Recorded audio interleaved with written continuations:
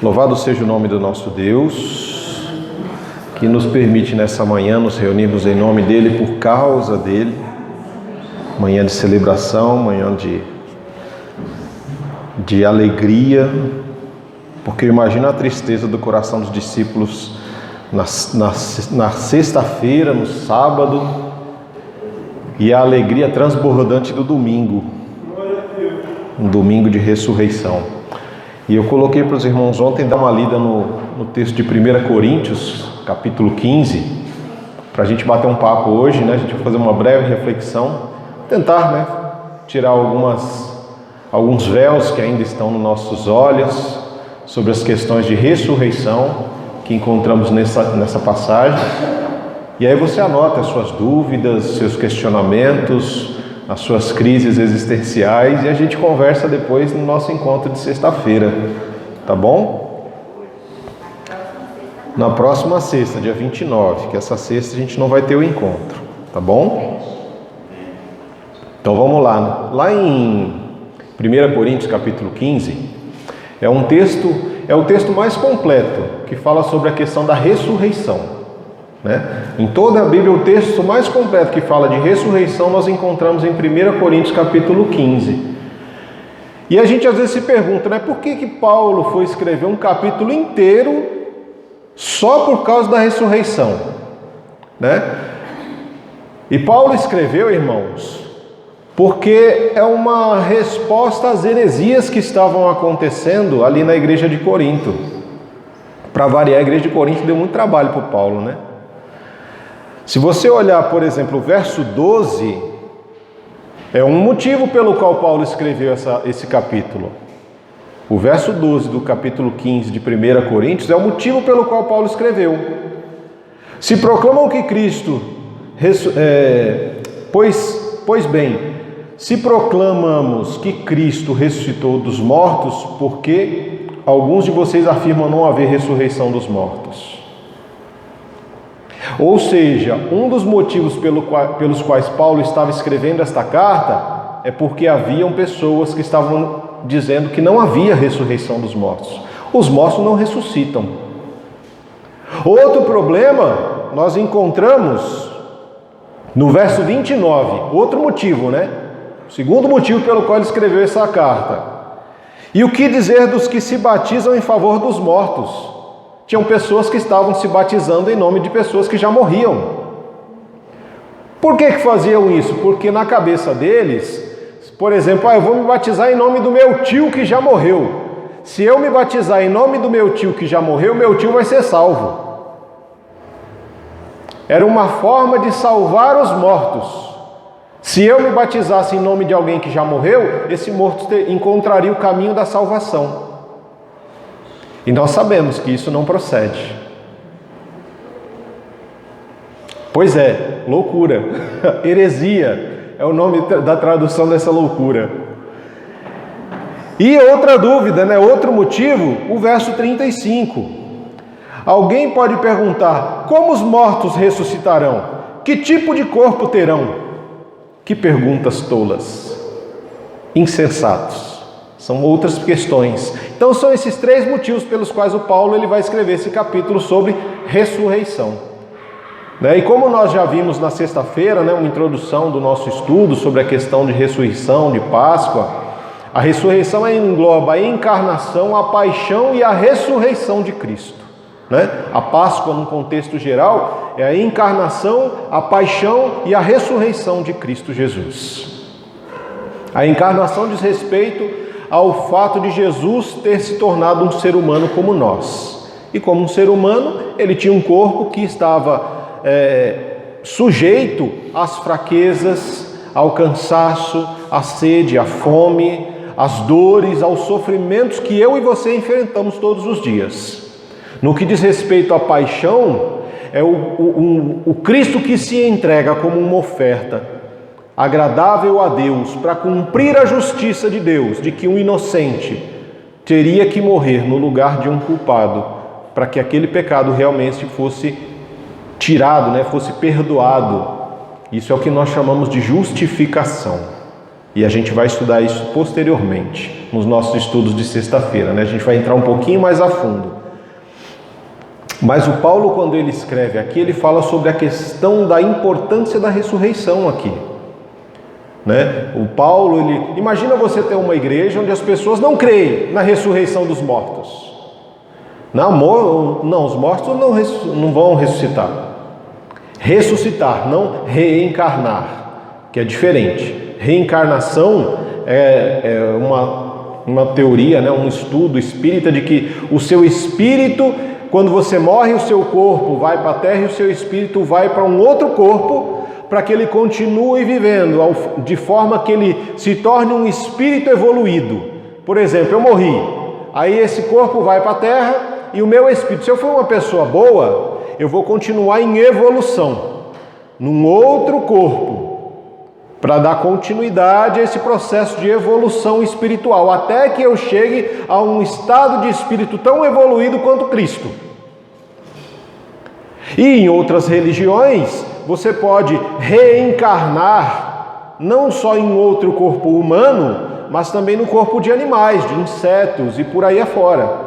Por exemplo, na Índia você tem espíritos de pessoas que eles dizem, né? O espírito do fulano encarnou naquela vaca, por isso a vaca se torna um deus para aquelas pessoas. Uma barata, uma vaca ou qualquer outro animal. Essa questão da reencarnação. Mas a Bíblia não está falando que Jesus reencarnou. Jesus não morreu e quando ele veio em outro corpo falando, agora eu vou continuar. Não foi isso que aconteceu. E por isso Paulo chega e fala sobre a importância da ressurreição. Ele começa aí no capítulo 15, dizendo, agora irmãos, quero lembrá-los. Ou seja, vocês já foram ensinados sobre isso, mas parece que vocês esqueceram. Então eu quero lembrar vocês novamente sobre as boas novas que lhes anunciei anteriormente. Vocês as receberam e nelas permanecem firmes.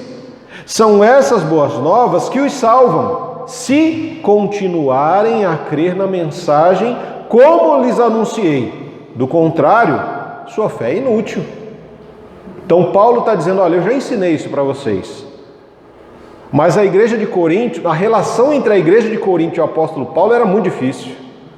Os irmãos tinham uma dureza de coração contra a palavra e contra o próprio apóstolo Paulo, que era muito dura. Ao ponto desses irmãos falarem que Paulo não era nem gente, Paulo era um aborto humano. Não respeitavam o apóstolo Paulo como um enviado de Deus, como um ministro do Senhor, e por isso Paulo continuava firme ali nas doutrinas para corrigir aqueles irmãos, para que eles não se perdessem, porque Paulo amava aqueles irmãos apesar de tudo, apesar deles mesmos. Então ele está dizendo, eu vou relembrar vocês de algo que eu já ensinei. E que vocês deveriam permanecer nisso que eu já ensinei. Porque se vocês não permanecerem nisso, a fé de vocês é inútil. A salvação em Cristo depende disso que eu já ensinei para vocês sobre a questão da ressurreição. E aí o Paulo vai confirmar a ressurreição de Cristo. Não que o Paulo está dizendo, mas ele diz, como dizem as Escrituras. Aí ele vai dizer para nós, ele vai tratando dessa questão das Escrituras. Cristo, ele veio, como ele diz aqui, Cristo morreu, no verso 3, Cristo morreu por nossos pecados, como dizem as Escrituras, não sou eu quem digo, são as Escrituras quem dizem.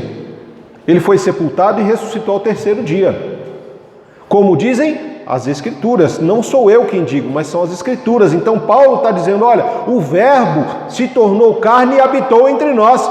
Ele morreu por nossos pecados, foi sepultado, mas ao terceiro dia ele ressuscitou. E isso foi tão forte, essa ressurreição aconteceu de forma tão verídica, que não foi algo escondido, mas muita gente soube, muita gente viu o Cristo. Primeiro ele apareceu, ele diz aqui, ele apareceu ao Pedro, aos 12, depois a 500 pessoas de uma só vez, depois ele apareceu para o Tiago, e não é o Tiago irmão de João, mas é o Tiago irmão de Jesus, que depois da ressurreição, quando Jesus aparece para ele passa a crer em Jesus, porque eles não criam, os irmãos de Jesus não criam que ele era o Messias, Mas depois que Jesus ressuscitou, ele apareceu para o Tiago. Aí o Tiago, opa, então é verdade, você era o Messias mesmo. E esse Tiago, ele toma uma posição muito forte na condução dos irmãos, né? Ao ponto que muitas vezes as pessoas falam assim, o Tiago, e eles já sabem que ele está falando do irmão de Jesus. E o próprio Tiago não usa o fato de ter sido um irmão nascido, né, de Maria, ele não usa isso como pretexto para dar carteirada. Fala, eu fui irmão de Jesus 2 vezes.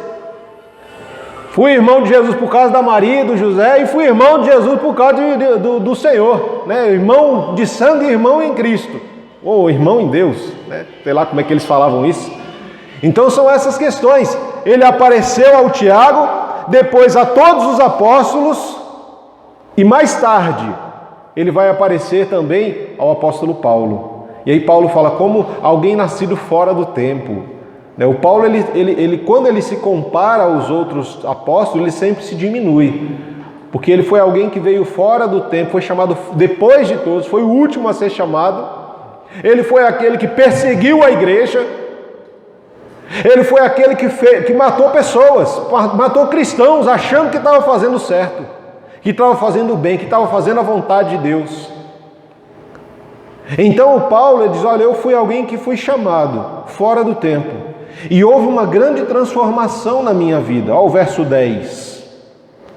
O que agora eu sou, deve-se inteiramente à graça de Deus, que Deus derramou sobre mim, e que não foi inútil. Então ele foi chamado fora do tempo, como ele próprio diz.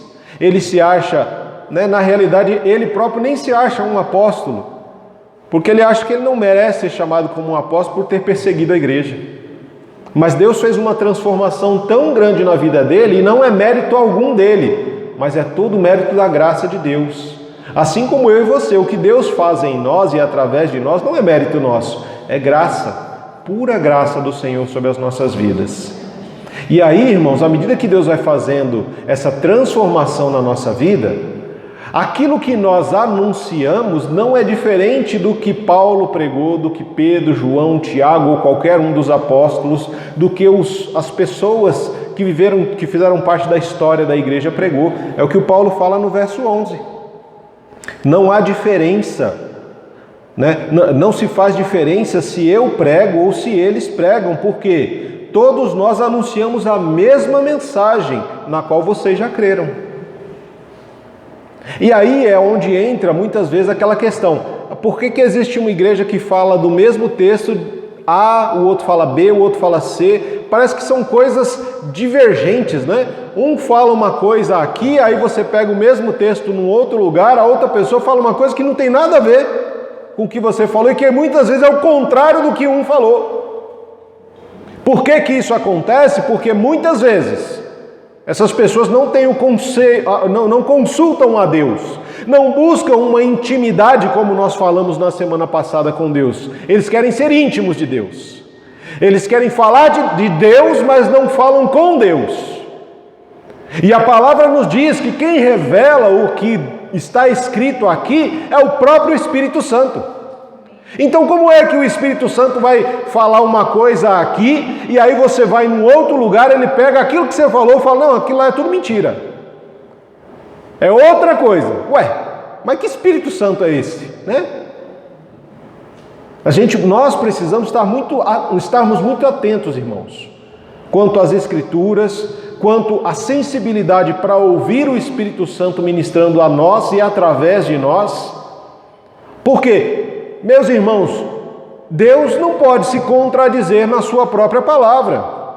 O Espírito Santo não vai te dizer uma coisa aqui e chegar na outra esquina, ali numa outra reunião, e dizer, ó, aquilo que você ouviu não era isso não, é outra coisa.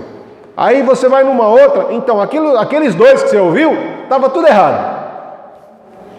A gente fica doido. Então a gente precisa buscar essa intimidade com o Senhor e deixar que Ele trabalhe em nós, que Ele fale em nós e através de nós, que Ele faça a transformação que é necessária.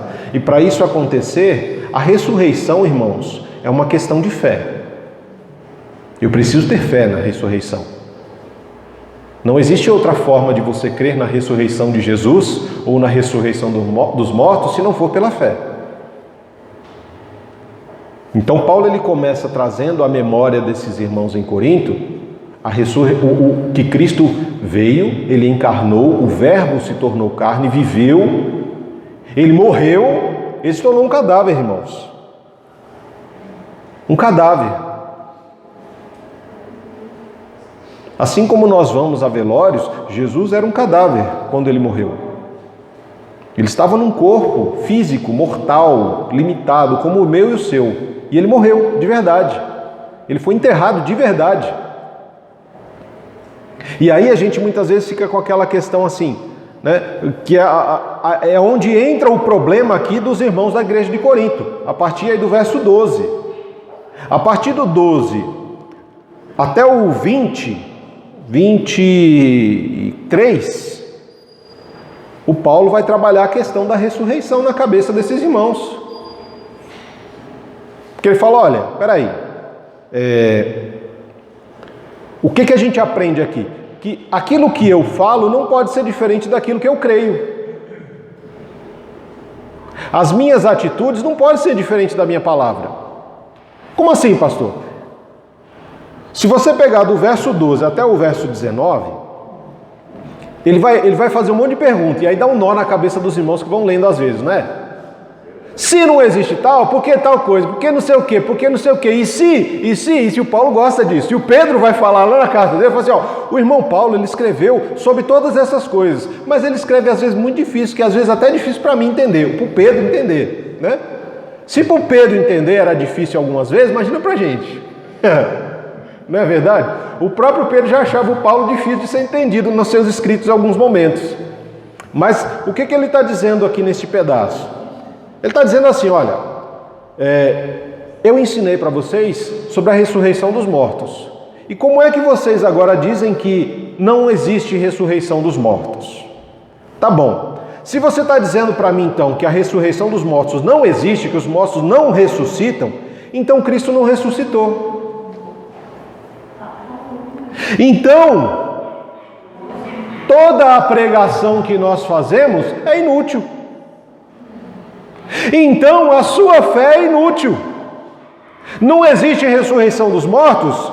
Então nós somos mentirosos quanto a Deus. Se não existe a ressurreição dos mortos, nós ainda estamos condenados por causa do pecado. Se não existe a ressurreição dos mortos, a nossa esperança é só para essa vida.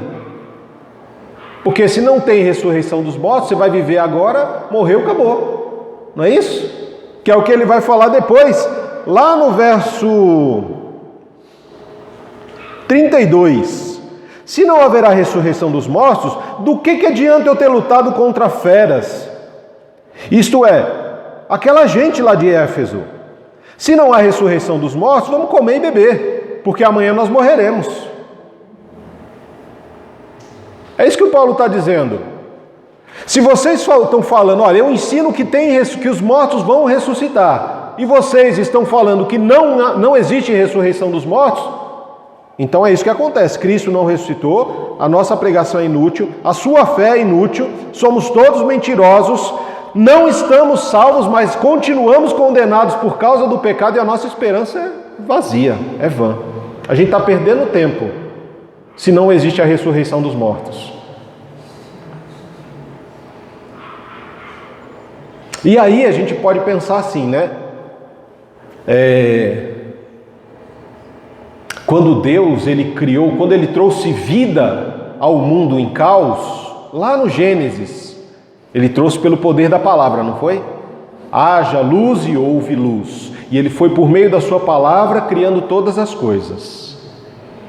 Quando Lázaro morreu e foi sepultado, e já estava fedendo, como é que ele foi ressuscitado? Jesus fez o quê? Ele falou o quê? O que ele falou para o Lázaro? Sai para fora aí, Lázaro, vem para fora. Jesus falou e o Lázaro ressuscitou. Não reencarnou, ressuscitou. Lázaro veio. Mas e agora? Quem vai ressuscitar? Como assim Jesus ressuscitou? Quem falou para Jesus ressuscitar? Não é? Quem foi que falou para Jesus ressuscitar?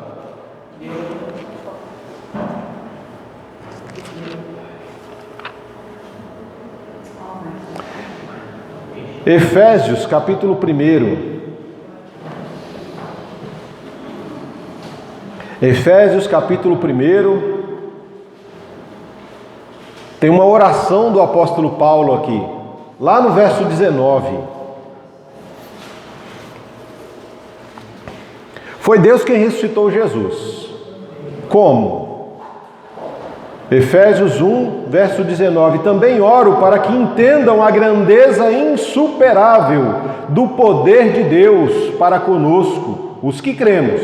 É o mesmo poder grandioso que ressuscitou Cristo dos mortos e o fez sentar-se no lugar de honra à direita de Deus, nos domínios celestiais. Que poder é este que também está em nós? O que habita em você? Que poder é esse que habita em nós? O Espírito Santo. O Espírito Santo não trouxe vida ao vale de ossos secos?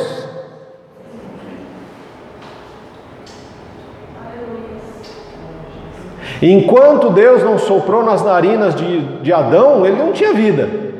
Enquanto o Espírito Santo não foi sobre aquele vale de ossos secos, aqueles vales de ossos secos eram apenas cadáveres. Esse Espírito Santo, esse poder de Deus, que ressuscitou Cristo dentre os mortos, é o mesmo poder que opera em mim e em você. E é esse poder que ele está falando aqui, que ele vai dizer, olha, então tá bom. Ele falou, da questão, se não existe, como é que vocês podem crer em Cristo se vocês falam que não tem ressurreição dos mortos? Por isso que não dá para eu falar uma coisa e viver outra. Não dá para eu falar que eu creio em Cristo se eu não creio que Ele ressuscitou. Porque se eu não creio que Ele ressuscitou e eu digo que não existe a ressurreição dos mortos, Cristo ainda está morto. E se Cristo está morto, Deus não aceitou o sacrifício dele. E se Deus não aceitou o sacrifício dele, eu continuo condenado ao pecado. A condenação do pecado ainda está sobre mim, não sobre Cristo. Porque Deus não aceitou, então, o sacrifício de Jesus. Então, quando Cristo, se eu creio que Cristo ressuscitou, irmãos, a ressurreição é a certeza de que o Pai aceitou o sacrifício do Filho, pelo seu pecado, pelos nossos pecados, pecados passados, pecados presentes e pecados futuros. O pecado que você ainda vai cometer e que você nem sabe, Cristo já morreu por ele. Você já está perdoado desses pecados em Cristo Jesus. Se, pela fé, você crê na ressurreição dos mortos. E aí ele fala então, ele faz a contrapartida. Se vocês dizem que não existe ressurreição, tem todas essas implicações. Mas, verso 20, do capítulo 15 de 1 Coríntios. Mas se de fato Cristo ressuscitou dos mortos, Ele é o primeiro fruto da colheita de todos os que adormeceram. Ou seja, Lázaro, ele ressuscitou, não ressuscitou? A filha lá, Talita Cume, a filha de Jairo, também ressuscitou, não foi? Mas ressuscitou nesse mesmo corpo corruptível, certo?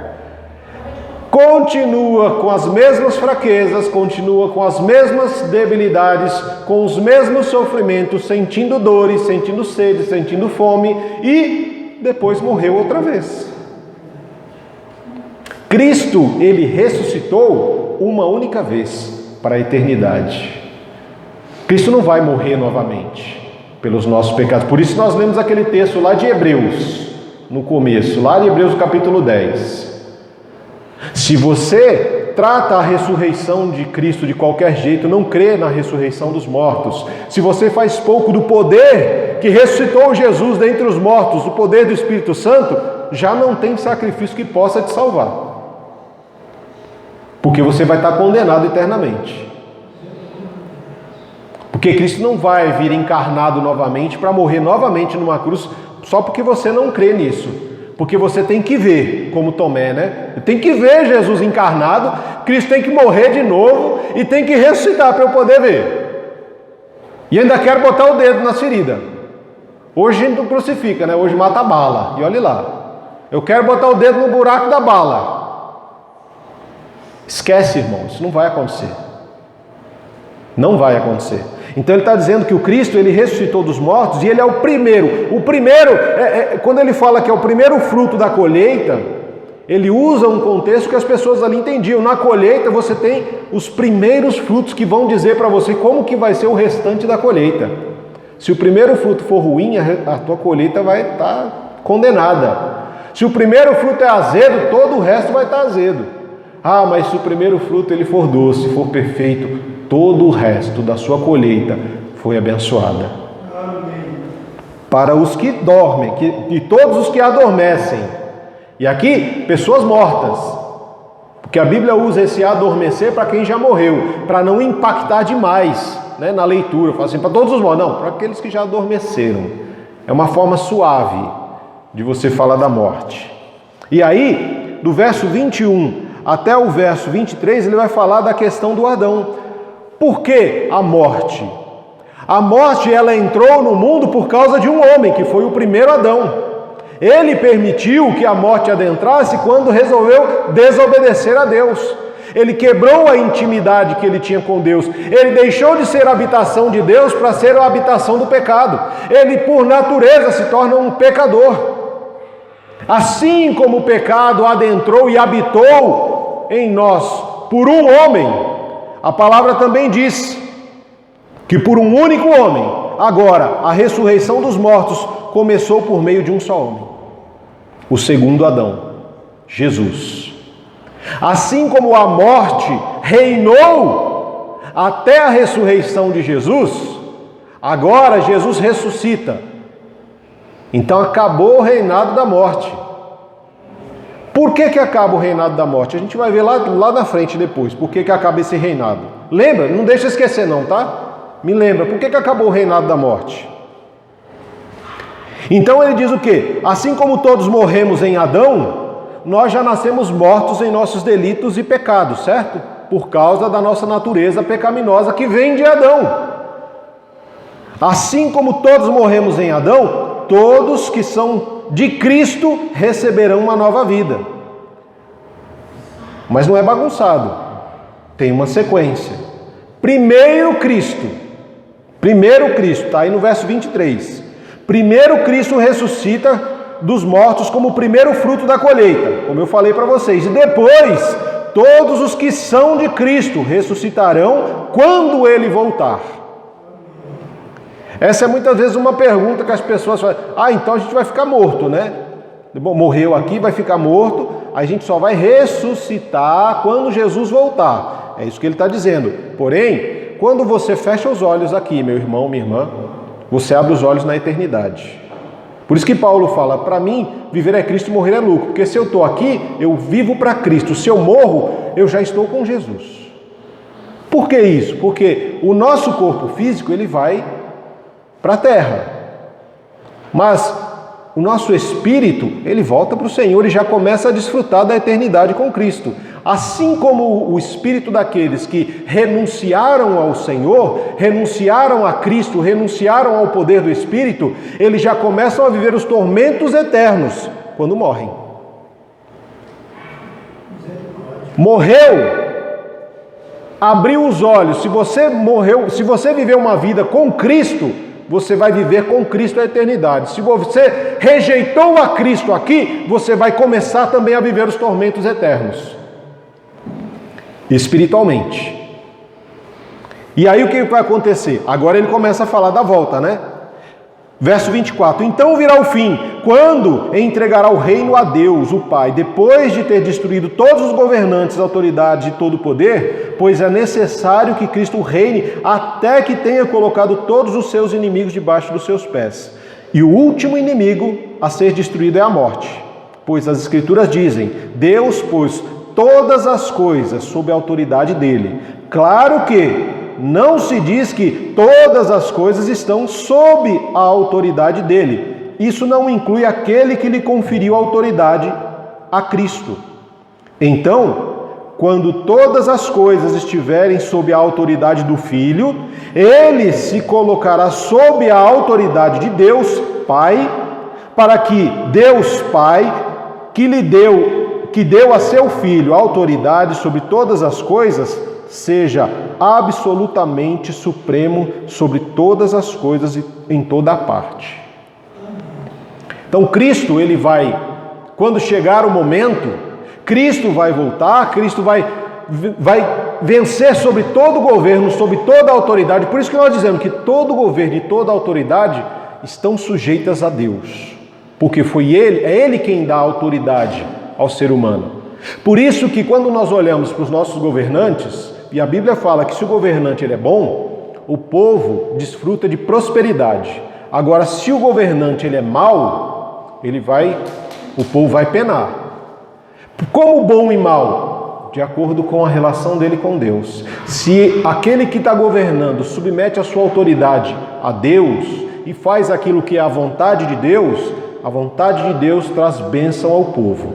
Agora, se aquele que governa, ele é rebelde quanto à autoridade de Deus sobre ele, o povo sofre também. E será que nós temos um governo que está sob a autoridade de Deus? Pergunta que eu faço para esse ano de eleições, e nós precisamos estar muito atentos a isso, enxergar tudo o que está acontecendo. Será que as nossas autoridades estão realmente se colocando sob a autoridade de Cristo? Cristo vai voltar e ele vai destruir toda e qualquer autoridade que não se prostrar diante dele. Todo joelho confessará e todo joelho se dobrará e toda língua confessará que ele é o Senhor dos senhores, que ele é o Salvador, o único e suficiente. É isso que esse texto está dizendo para nós. E aí o Paulo, ele traz toda essa questão e ele diz, olha, o Filho, depois que ele precisa reinar para destruir todo o governo e autoridade que são rebeldes a ele, e quando todos tiverem se dobrado e confessado o senhorio de Jesus, Jesus vai colocar-se sob o Pai, sob a autoridade do Pai, tudo. Olha, Pai, está aqui, todos os reinos.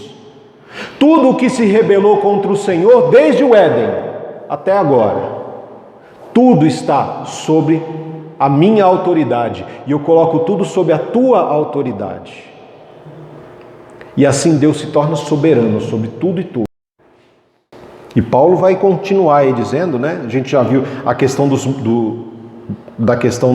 das pessoas que estão se batizando em nome de mortos. Uma vez que a pessoa morreu, irmãos. Não tem como você mudar o destino eterno dela depois que ela morreu. Então não adianta você acender vela, você fazer missa de 7º dia, não importa, nada do que você faça depois que essa pessoa morreu vai mudar o destino eterno dela. Quando nós fazemos um culto fúnebre, aquele culto fúnebre não é para o morto, é para quem ainda está vivo. Para dizer, olha, esse daqui, essa pessoa, ela teve a oportunidade. Nós estamos diante de um cadáver, de um corpo, que não tem mais vida, não tem espírito nele, não tem fôlego de vida nele. De agora em diante, ou ele está na eternidade com Deus, desfrutando do amor de Deus, ou da ira de Deus. E nós que ainda estamos vivos, temos a oportunidade de escolher ainda. Se você não crê na ressurreição dos mortos, coma e beba, porque amanhã nós morreremos. E aí acabou tudo.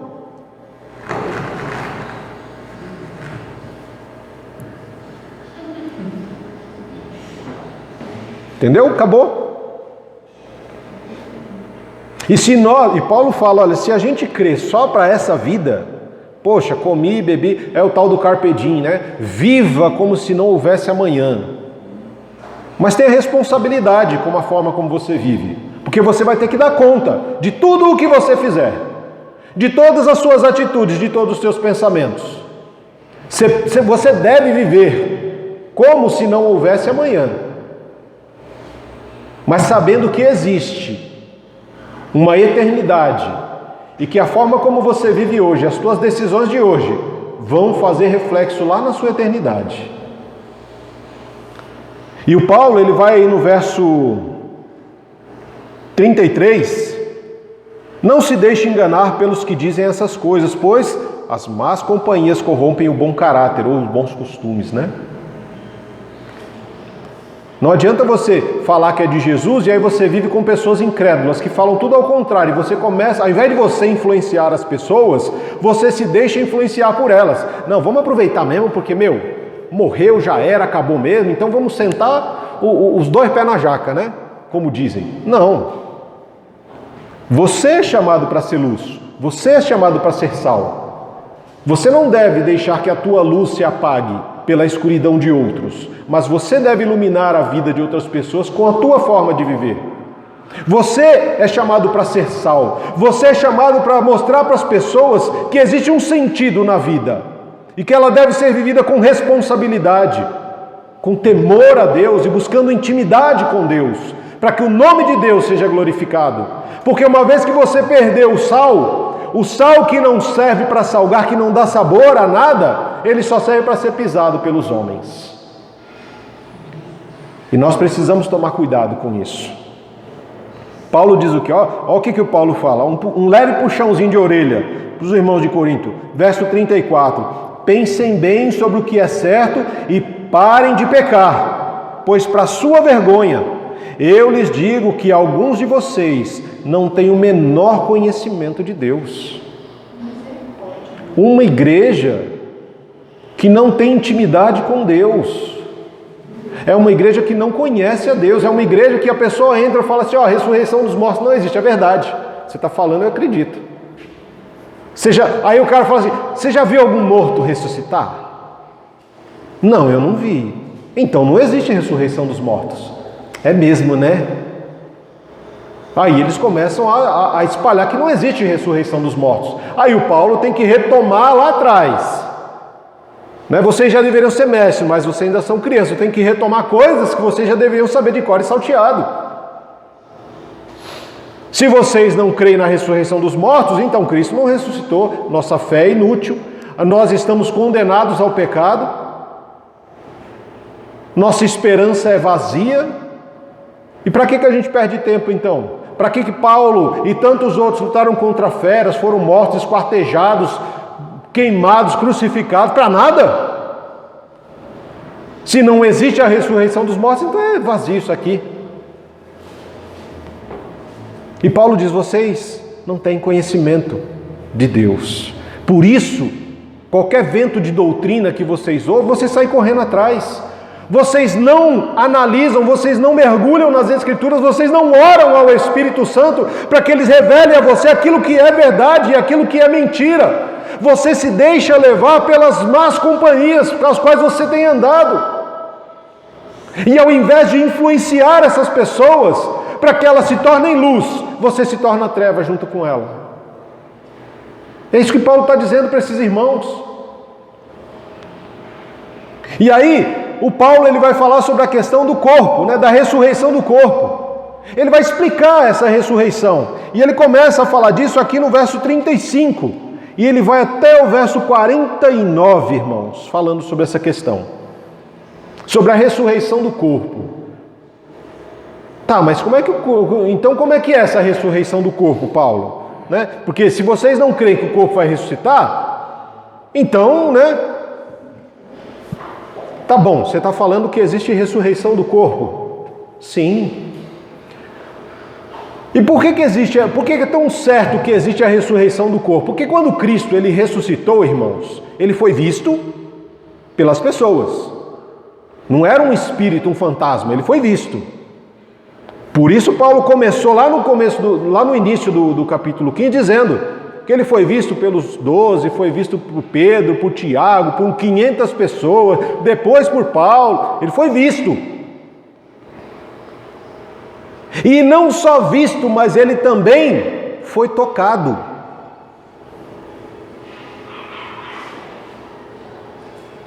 O Tomé não queria tocar nele?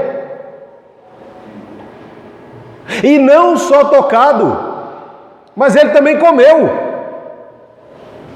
Ele, quando aparece aos 12 que estão, aos discípulos que estão ali reunidos com medo, depois naquele domingo da ressurreição à tarde, ele aparece para aqueles irmãos ali, e ele fala: você não tem aí um peixe, um pão para a gente comer? E ele come com os discípulos. Ele depois não vai comer com Pedro lá no Mar da Galileia, quando ele se encontra para restaurar o Pedro. Os discípulos lá em Emaús ouviram, caminharam com ele, não o reconheceram porque os seus olhos foram impedidos de reconhecê-lo por causa do tamanho sofrimento, por uma certa incredulidade que eles estavam vivendo ali, de tudo aconteceu, doeu, acabou com a gente. Então eles estavam sendo restaurados, curados, transformados. E quando se assentam à mesa com Jesus e ele parte o pão, você já viu um fantasma partir pão? Já viu fantasma comer? Não vejo. Então ele tinha um corpo físico e era o mesmo corpo, irmãos, porque foi identificado por todos. Quando ele parte o pão, os olhos se abrem e eles reconhecem Jesus. Mas espera aí. Então, se eu for morto a bala ou qualquer outra coisa, então vou ressuscitar também cheio de buraco de bala? Porque Jesus ressuscitou, ele tinha os cravos, né, as feridas dos cravos, a ferida no lado.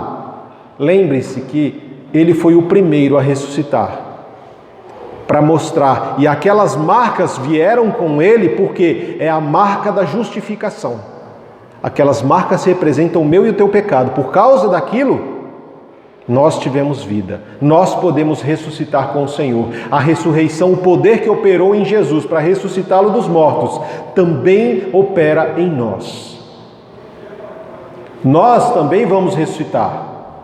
O corpo de Cristo ressuscitou, mas não como esse corpo, igual Lázaro, igual a menina lá, filha de Jairo. Não! Ele ressuscita, mas com um corpo diferente, um corpo agora imortal. A palavra fala para nós aqui, se você for ler, o Paulo começa pegando o exemplo da semente.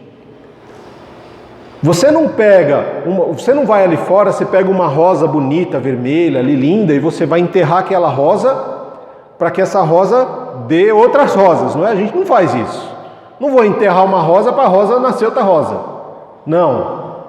Nós pegamos uma semente daquela rosa, plantamos, regamos, cuidamos essa semente, para que ela possa crescer e se transformar numa rosa, ela precisa morrer. E qualquer planta que você plantar, você não vai plantar a planta, né? Você não vai enterrar a planta lá.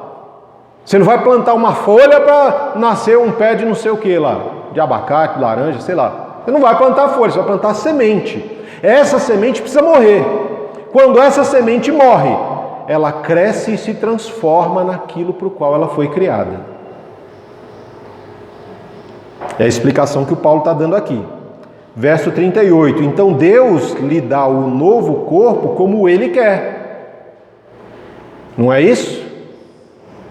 Como é que... Não sei, Deus é que vai te dar um novo corpo do jeito que Ele quer. Assim como quando Ele criou tudo no Gênesis, tinha um corpo para as pessoas, tinha um corpo para um animal, para os peixes, para as aves, para os animais terrestres, para os répteis.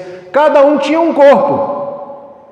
Os corpos celestes, a lua, o sol, as estrelas, cada um tinha um corpo diferente, cada um tinha uma glória diferente. Dentre as estrelas que nós olhamos e para nós é tudo igual, cada uma delas tem a sua própria glória, tem o seu próprio destaque. E aí no verso 42, ele vai dizer: o mesmo acontece com a ressurreição dos mortos. Quando morremos, o corpo terreno é plantado no solo, mas ressuscitará para viver para sempre.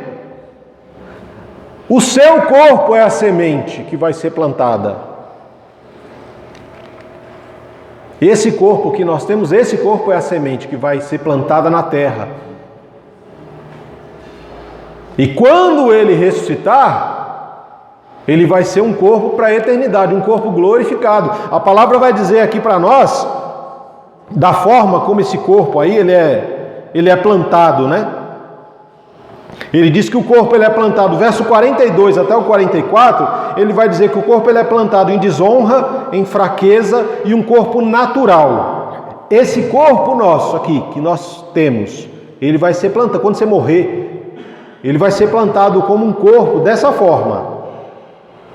Um corpo em desonra, porque é um corpo que foi corrompido pelo pecado do tempo, das ações do tempo e de tantas doenças e enfermidades.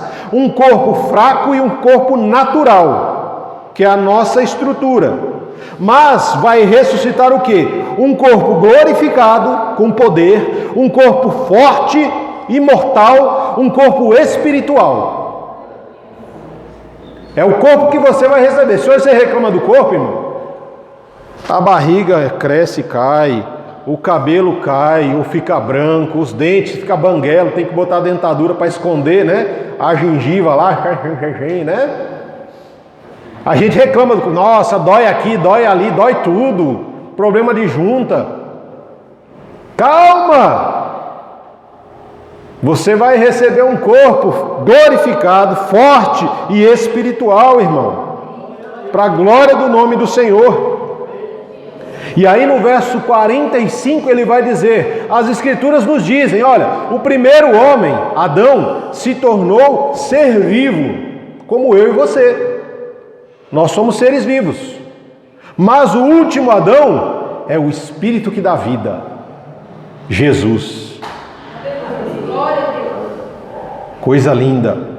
Primeiro vem o corpo natural, que é esse corpo nosso aqui, ó, capengando, caindo nos pedaços. Depois, o corpo espiritual, que é o corpo que nós vamos receber, o corpo glorificado. O primeiro homem foi feito do pó da terra, enquanto o segundo veio do céu. Os que são da terra são como o homem terreno, e os que são do céu são como o homem celestial.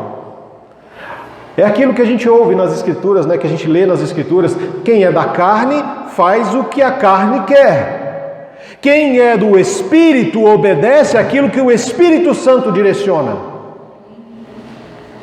Não dá para você ser carnal e falar para mim que você é espiritual, porque não rola, não dá certo. Que é o grande problema da igreja de Corinto. Eles se diziam espirituais, mas Paulo fala, vocês são carnais, vocês são como crianças. Vocês precisam se converter, vocês não conhecem a Deus. É isso que o Paulo está ensinando aqui, da mesma forma, verso 49, da mesma forma que agora somos como o homem terreno, algum dia seremos como o homem celestial. Então Paulo aqui já resumiu, olha, existe a ressurreição dos mortos. Cristo ressuscitou. Ele a certeza de que existe algo depois da morte, de que alguém venceu a morte e que o corpo com o qual ele veio é um corpo glorificado. E nós também, um dia, teremos esse corpo plantado na terra e esse corpo vai ressuscitar. Um corpo espiritual forte, eterno, sem doenças, sem fraquezas, sem o poder do pecado agindo em nós. E agora o Paulo conclui, do verso 50 até o 58, ele vai concluir essa carta, essa mensagem que ele está falando sobre a ressurreição. E isso é muito importante. Verso 50, estou dizendo, irmãos, que o nosso corpo físico não pode herdar o reino de Deus. Este corpo mortal não pode herdar aquilo que vai durar para sempre. Uma vez que você e eu, irmãos, temos um corpo natural, que nos tornamos natural por causa do pecado, temos uma natureza pecaminosa que habita em nós, esse corpo não pode durar para sempre. Ele é afetado por doenças, por ansiedades, doenças emocionais, doenças psíquicas, doenças espirituais, doenças físicas. O tempo afeta esse corpo, tudo afeta esse corpo. O pecado que habita em nós não pode habitar com Deus. Então, quando Deus, em Jesus, Ele vem e encarna, vive, morre e ressuscita, Ele estabelece o que Oscar Cullmann chama de o já, mas não ainda. Oscar Cullmann ou é Rudolf Bultmann? Um dos dois, não me lembro qual dos dois agora. Mas eles trazem essa questão do já, mas não ainda. O que quer dizer isso? O reino de Deus já foi estabelecido. Jesus veio e quando Ele ressuscita, Ele estabelece o reino. Mas o reino ainda não está completo, ainda não está pleno. O reino será pleno quando Ele voltar. E aí Ele vai vencer todo o governo e autoridade que são rebeldes a Ele. E vai estabelecer plenamente o reino de Deus. Lembra quando você ora lá no Pai Nosso? Venha a nós o vosso reino, seja feita a vossa vontade. Você está orando para que o reino de Deus, que já foi estabelecido, mas ainda não está completo, que ele se torne completo. Você está orando para a vinda de Jesus. Para que Cristo realmente estabeleça a vontade dele, a gosto ou contra gosto de quem quer que seja. Para que ele se torne realmente soberano em todo e qualquer coração e vida. Verso 51. Mas eu lhes revelarei um segredo maravilhoso. Nem todos dormiremos, mas todos seremos transformados.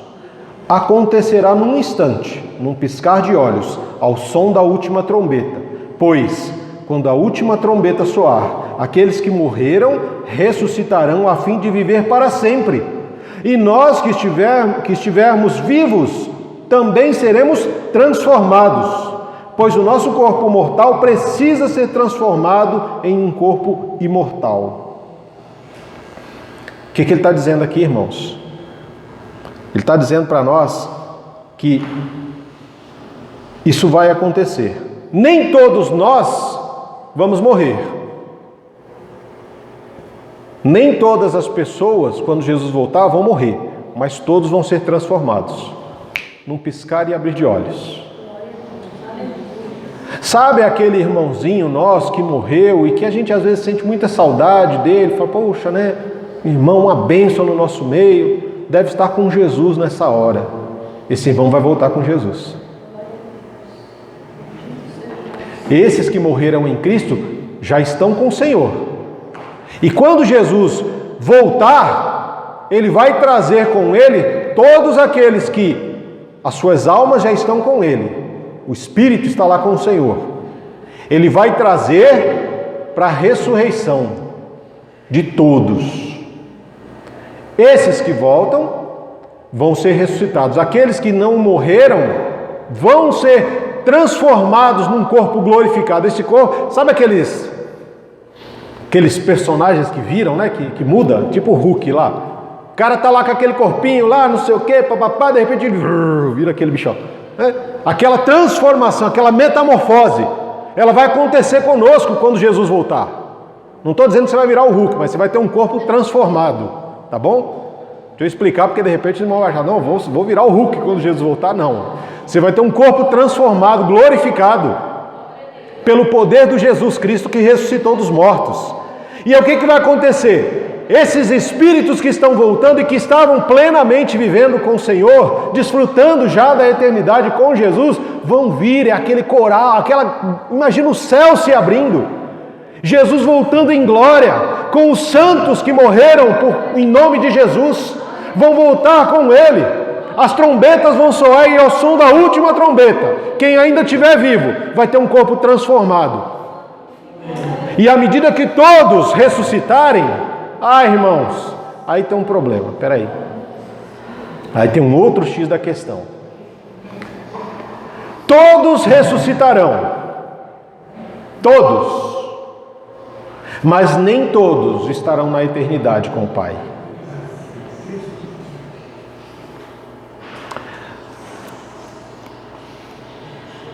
Lê para mim, quem achar aí. Eu já achei aqui. Daniel. Vamos lá, para Daniel, capítulo 12. Desculpa, Daniel 12. Olha o que o texto de Daniel nos alerta. Isso lá no Antigo Testamento, antes de Oséias, tá?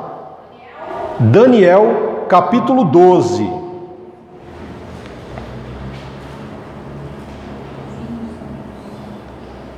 Haverá nessa época, Miguel, o grande príncipe que guarda seu povo, se levantará. Haverá um tempo de angústia como nunca houve desde que as nações vieram a existir. Neste tempo, porém, todos de seu povo que tiverem o nome escrito no livro serão salvos. Muitos dos que estão mortos e enterrados ressuscitarão. Olha aqui, alguns para a vida eterna, outros para a vergonha e desonra eterna. Irmãos, só existem dois caminhos após a ressurreição. É o caminho da salvação e o caminho da condenação.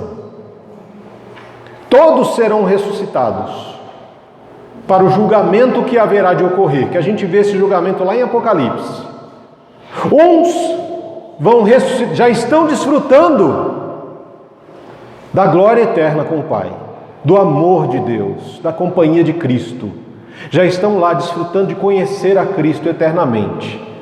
Esses vão voltar com Jesus, terão um corpo glorificado, transformado para continuar essa eternidade com o Senhor, reinando com Ele. Outros vão ser ressuscitados também para o julgamento, mas aí para uma condenação última, final, uma condenação eterna. Porque muitas pessoas acham que quando for lançado no lago de fogo, que arde enxofre e não sei o quê, vai ser consumido e não vai existir mais. Não vai deixar de existir. Ela vai continuar existindo eternamente. Mas num lugar onde o sofrimento e a ira de Deus é plena, é perfeita, é completa. Terrível coisa é cair nas mãos do Deus vivo. É algo assim como nós vamos desfrutar de uma vida eterna com o Senhor e com aqueles que morreram em Cristo e que agora vão viver eternamente. Esses também vão ser julgados, mas por uma condenação eterna, e vão viver eternamente debaixo da ira de Deus, aonde o sofrimento não tem fim, a dor não para nunca, aonde eles são lembrados todas as vezes que tiveram a oportunidade de dizer sim, de exercitar a sua fé, mas negaram Jesus, abriram mão. Não quero saber de Jesus, não quero saber de Espírito Santo, que negócio de fé, que Cristo não existe, Deus não existe, diabo não existe, isso é coisa da cabeça de gente doente, de gente louca. Vai sentir a loucura eternamente, ardendo. E o pior, irmãos, é que eles vão estar lá e eles vão ter consciência de que eles tiveram oportunidade, mas não aproveitaram. Lembra do rico e o Lázaro? O rico no inferno olhando Lázaro nos seios, lá diz de Abraão, mas ali ele está com o Pai, com Jesus. E ele olha e vê o Cristo, ele vê lá o mendigo, vivendo e desfrutando da eternidade, do amor, da graça, da misericórdia do Pai, ali plena, completa e abundante, num lugar onde já não existe dor, não existe lágrimas e nem sofrimentos. Ele consegue ver aquilo e ele consegue sentir o desespero, porque ele está num lugar terrível, e ele pede: olha, ô Lázaro, pelo amor de Deus, vai lá. Ô Lázaro, não, ô mendigo, vai lá, por favor, ajuda, anuncia, por favor, aos meus irmãos, para que eles não venham para esse lugar onde eu estou. E o Senhor diz para ele: não tem como, não há possibilidade, existe um abismo entre o inferno e o céu. E quem já está lá nos céus, na presença do Senhor, só vai sair de lá para voltar a este lugar com o próprio Cristo, para estabelecer o juízo final. Então, se você anda vendo espíritos, é fulano, meu tio, meu pai, meu irmão, meu não sei quem que já morreu, apareceu para mim, é demônio.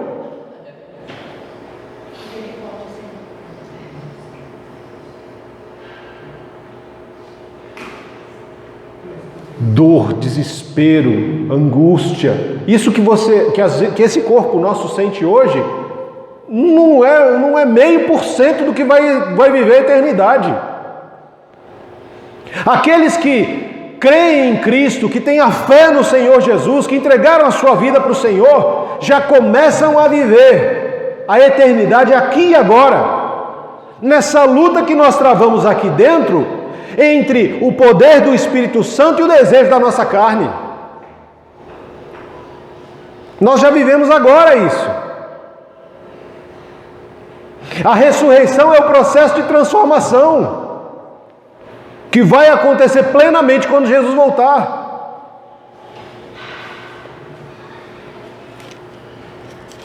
E Paulo encerra, verso 54, então, quando o nosso corpo mortal tiver sido transformado em corpo imortal, se cumprirá a passagem das Escrituras que diz: ó morte, a morte foi engolida na vitória. Ó morte, onde está a tua vitória? Ó morte, onde está o teu aguilhão? O pecado é o aguilhão da morte que nos fere, e a lei é o que torna o pecado mais forte. Então ele está dizendo aqui, qual é a arma do pecado? Ou melhor, a arma da morte é o pecado.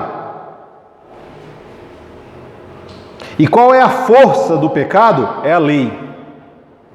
A lei é a palavra de Deus. Quando você lê a palavra de Deus, ela mostra o pecado que habita em você.